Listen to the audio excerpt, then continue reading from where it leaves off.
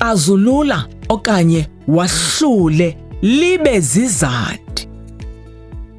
Kokuqala, abafundi batsho isandi ngasinye samagama amabini okuqala asele ehlahlelwe abazizandi.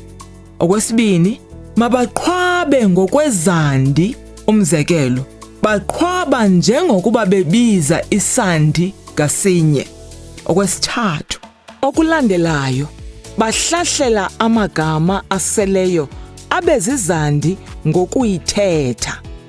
Okwesine, amagama mawahlahlelwe abezizandi, hayi amalungu egama. Okwesihlanu, ukuba kuneempazamo ezenziweyo, abafundi mabalungisane.